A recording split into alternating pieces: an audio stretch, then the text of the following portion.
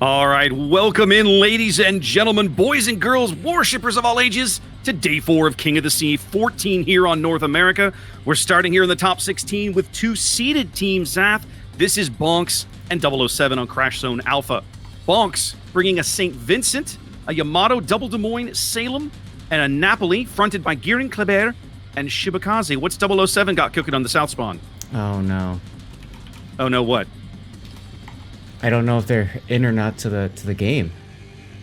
What do you mean? Oh, wait, no, that's right, because they're pulling your feet. Okay, cool. I'm just... Yeah. All right, sorry. All right, whatever. Relax, Seth. Trust us. I'm looking at the DMs right now. But anyway, so OO7 is bringing Montana, St. Vincent, Worcester, Venezia, Petropavlovsk, Marceau, Shimakaze, I believe he has 12-kilometer torpedoes, Harugumo, and Yu Yang. Yes, the Shimakaze is rocking 12s. Dyer, by the way, for BONKS, is running 20-kilometer torps. Okay. All right, so as you guys saw in the game previews, the big bands for this map, of course, Moskva and Nevsky. Only one Petro allowed on each team. And Zath, interestingly, BONKS eschewing the 12-kilometer radar, completely not bringing one at all. OO7 at least deciding to bring a Petro.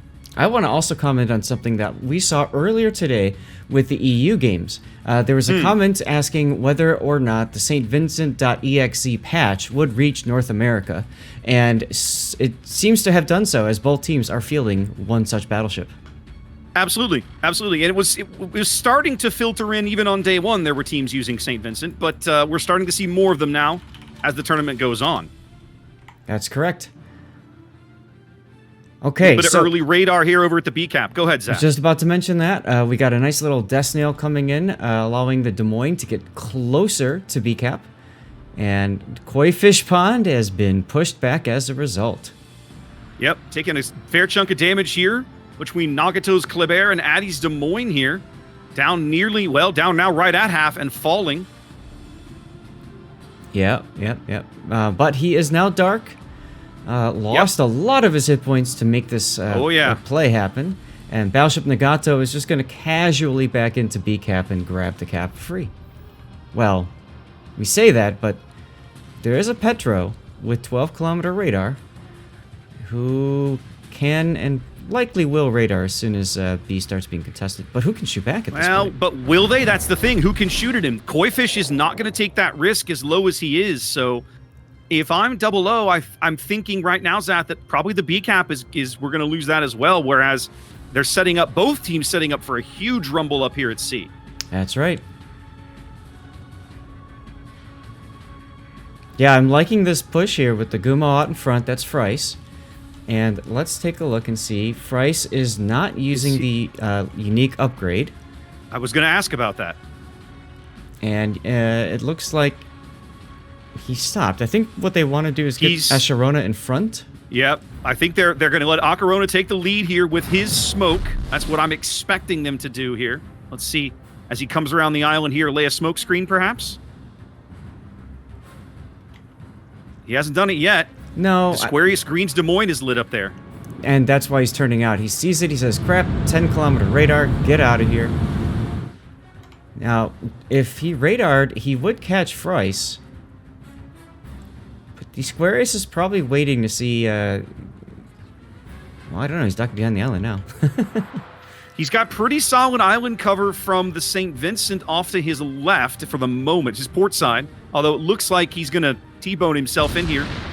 As he should. I mean, he dodged some shells from that Petro because of it. Very solid cover there. 4.5 minutes gone, and... BONKS looking really good here, sitting on A, sitting on B, and about to turn over the C-Cap. K-Bomb and the Montana just got whacked. It has to have been from Frat Star for Life St. Vincent. Squarius now, some shells falling in, nothing there.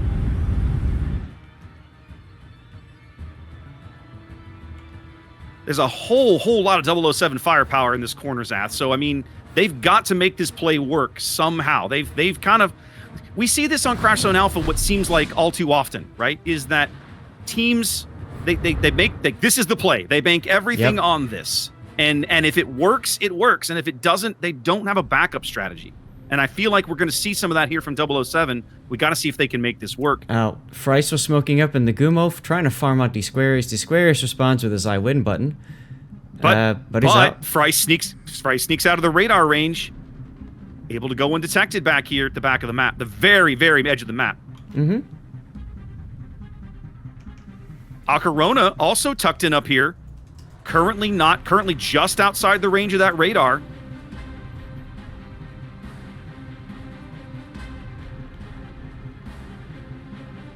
Have a look down at A, Zath. Eagle Lance is making a play for the cap down here. Makes sense. You got to keep pressure on both sides of the map. So I do like that decision to go in. He's got his radar running as well, catching Dyer Shimakaze as a result. But he's being very smart not to open up. He doesn't want them to know exactly where he is. Nope, no need. Just push him back. Yep, just push him back off the cap. They're going to have to do something. 007 is very nearly 300 points down now. You know, we've seen this before. When you give up this much map control early, when you don't do a good job of contesting caps or getting onto caps in a timely fashion, you can find yourself upside down on points very, very fast. And that's what's happening to 007 here in Game 1. Yep, some more shells coming in on Disquarius. Fratstar is going to take a couple of these deep water torpedoes down at A. The fight for C continues. Greifer's Napoli up on the map edge, turning away.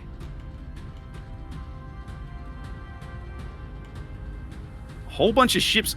007 really playing this islandy corner, these little gaps, these little nooks and crannies, trying to use them to their advantage here.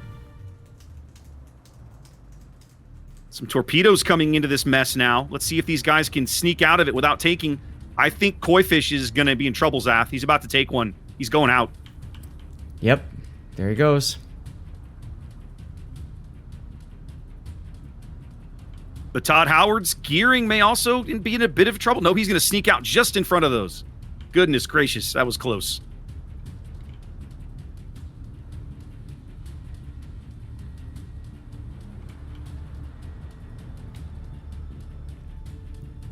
Still a huge lead here for Bonks right now. We are, 450 points up? Something along those lines. I think they're having some tech issues with the getting the game on. Yeah, I'm looking over there as well. Yeah. Are you sure you got your in setup right? Yeah. Okay. I mean, there's nothing I can do, Zath. I've done exactly what I've been told to do.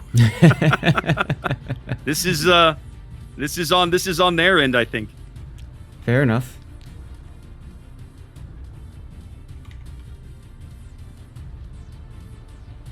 All right. I don't think anybody's gonna see this Game 1. I think is what I'm gathering now. It's unfortunate. Well, fortunately, I'm actually recording locally, so I'm going to upload these files later. Good, please do, because I want a copy when the time comes. It looks like they've just about got it. No, they're still working on it. Well, it's still everything coming up bonks here so far in Game 1. Yeah, 007 is looking to push into C now, though. I think they've realized they kind of have to do something with They got to do something. Big group of ships.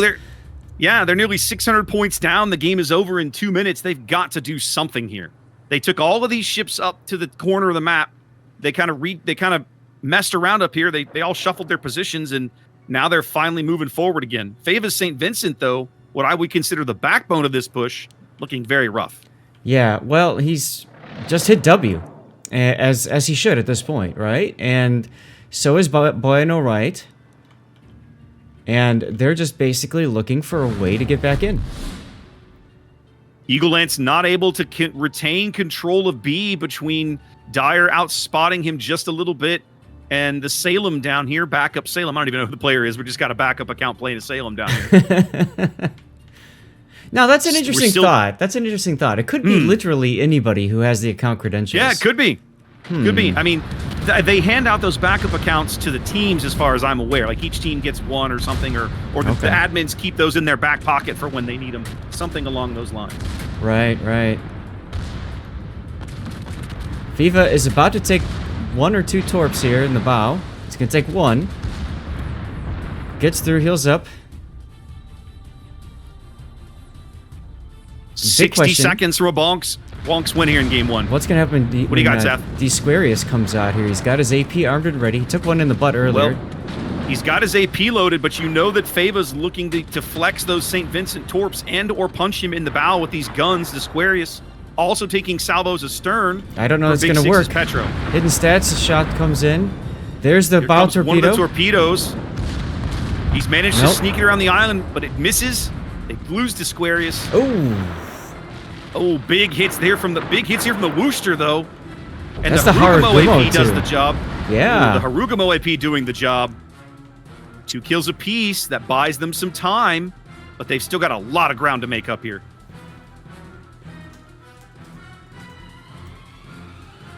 Aren't you glad? I bet they're glad friendly torpedoes don't do damage anymore right now, Zaf. That's right. Well, the long-awaited 007 push at sea has finally achieved results, but I think it's going to come too late. They're still just way upside down on points. They need to get into any other cap any way they can. They've got to stop these Bonks point games, and I just don't see it. The big problem is that K-Bomb, the other battleship for 00, is looking worse for the wear here. He's at 13K on fire. He's trying to heal now, but he's in no position to push. That leaves basically Big 6 TV and the Petro to push. Yeah, I think the play has to be Big 6 here. You're under 60 seconds. They know that K-Bomb is their win condition here. If they kill him, the game will end. Right. Or at least it'll be so close that you won't leave 00 any reaction time. Right. Looks like the game is now showing up on the stream. Yep. From 5 minutes ago. They finally got there. Perfect. Okay. Excellent. Excellent. Progress. All right. So Braga coming in now. 30 seconds now. It's time for a big play. Let's see if they can make it. He knows his hydro's up. He knows these Kleber torpedoes are coming in. He's going to ground himself and still take one. He is in the cap now. Yeah, that just delays things by 15 seconds. Slows things down. They need a kill, Zap. I think if they can pick up a kill in 30 seconds and extend the timer, they have an outside shot. They're onto both caps now. Eagle Lens has stopped all the canes at A cap. Okay. Right. So that Eagle basically Eagle has to sit here and take this fire. He cannot leave this cap, right? Right. Or he can't leave it for very long anyway. And you can see him trying to juke forward desperately to just somehow dodge backup shells. Yep, got to do anything he can here. This is a master class in destroyer spotting. Master class though. Big 6 is at 3K health and continuing to fall. Yeah, they're going to farm him out here. The St. Vincent shells seal the deal. Oh, there it goes. Literally blown out of the water. Yep, literally blown out of the... Kleber bags it there as Bonks with a pole-to-pole win here in game one, looking very solid. That... I gotta say, Zath, you know, we talked briefly about it, that 007 push up the 10 line. You see teams try that, but I don't think I've ever seen a team kind of get so snarled up and spend so long trying to get organized. Yeah, it almost feels like they knew what they wanted to do, but then they saw that Des Moines and they were just like, uh-oh. Yep.